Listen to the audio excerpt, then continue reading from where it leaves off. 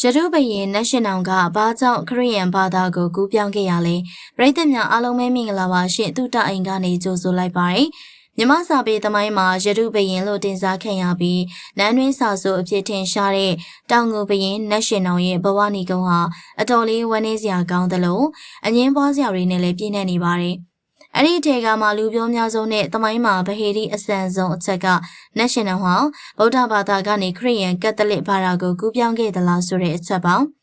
ပေါ်တူဂီမှတ်တမ်းတွေအရသူဟာတန်လင်းမှာရှိနေစဉ်ဒွန်ဖီလစ်ဆိုတဲ့ဘွဲနာမည်နဲ့နှစ်ချင်းခံခဲ့တယ်လို့ဆိုပါတယ်ဒါဆိုရင်မြမယဉ်ကျေးမှုကိုအထွတ်ထိပ်မြတ်နိုးတဲ့စာဆိုဘရင်တစ်ပါးကဘာကြောင့်ဘာသာကြားတစ်ခုကိုကူးပြောင်းလိုက်ရတာလဲပထမဆုံးအနေနဲ့နတ်ရှင်တော်ရဲ့ဘဝအခြေအနေကိုနားလည်ဖို့လိုပါတယ်သူဟာတောင်ငူဘရင်မင်းရဲ့တိဟတ်သူရဲ့သားတော်ပါ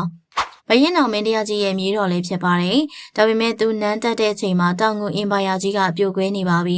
အင်းဝမှာအနောက်ဘက်လွန်မင်းအင်အားကြီးလာပြီးတော့တောင်ငူကိုသိမ်းပိုက်ဖို့ခြေတက်လာပါတယ်နတ်ရှင်တော်ဟာအင်းဝကိုမရှင်နိုင်ပါဘူးဒီအချိန်မှာမာနာကြီးရဲ့နတ်ရှင်တော်ကမဟာမိတ်လမ်းစဉ်ကိုရွေးခဲ့ပါတယ်အဲ့ဒီမဟာမိတ်ကတော့တန်လင်းမှာအခြေစိုက်ပြီးတနက်အမြောက်အင်အားတောင်တင်းနေတဲ့ပေါ်တူဂီနယ်ချဲအကောင်းဆောင်ငဇင်ကာပါပဲ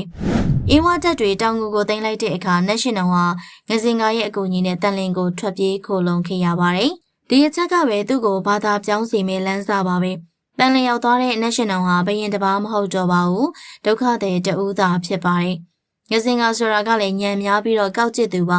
သူကနတ်ရှင်တော်ကိုကူညီမယ်လို့ကတိပေးရမှာရည်ရွယ်ချက်ရှိပါတယ်။သူဟာပေါ်တူဂီအစိုးရစီကစစ်ကူနဲ့ငွေကြေးအထောက်ပံ့လိုချင်နေတာပါ။အဲ့ဒီအကူအညီရဖို့ဆိုရင်ကျွန်တော်ဟာဗုဒ္ဓဘာသာအတိုင်းပြည်ကိုခရစ်ယာန်နိုင်ငံဖြစ်အောင်လုပ်နေပါတယ်။တောင်ငူဘရင်ကိုတောင်ခရစ်ယာန်ဖြစ်အောင်လုပ်နိုင်ပါပြီဆိုပြီးပြစရာတက်တည်လိုပါတယ်။ဒါကြောင့်သူကနတ်ရှင်တော်ကိုဘာသာပြောင်းဖို့ဖိအားပေးတိုက်တွန်းมาတော့တယ်။မင်းကြီးကျွန်တော်တို့ရဲ့ဖခင်သခင်ကိုယုံကြည်မှကျွန်ုပ်တို့ရဲ့ဘရင်ကအမင်းကြီးကိုစစ်ကူပေးပြီးထီနန်းပြန်ယူပေးမှဆိုတဲ့မက်လုံးနဲ့ဆွဲဆောင်ခဲ့ပုံရပါတယ်။နတ်ရှင်တော်ဘက်ကကြည့်ရင်လည်းအခြေအနေကမရွေးချယ်ခြင်းလဲရွေးချယ်ရမယ့်အနေထားပါ။ငါထီနန်းပြန်ရဖို့ဆိုရင်ပေါ်တူဂီရဲ့တနက်တွေအမြောက်တွေလိုတယ်။သူတို့ယုံကြည်အောင်သူတို့အထောက်ပံ့ပေးအောင်သူတို့ဘာသာကိုဝင်ပြလိုက်တာအကောင်းဆုံးပဲဆိုတဲ့နိုင်ငံရေးတွက်ကွက်ပါ။ငစင်ကာကတော့သူ့နာမည်ဖိလစ်ဂျပရီတိုမှာပါတဲ့ဖိလစ်ကိုအစွဲပြုပြီးတော့ဒွန်ဖိလစ်ဆိုတဲ့ဘွဲနာမည်ပေးခဲ့တာကိုနတ်ရှင်တော်လက်ခံခဲ့ပါတယ်။ပေါ်တူဂီမှတ်တမ်းတွေအရတန်လင်းမျိုးကခရစ်ယာန်ဖျားเจ้าမှာ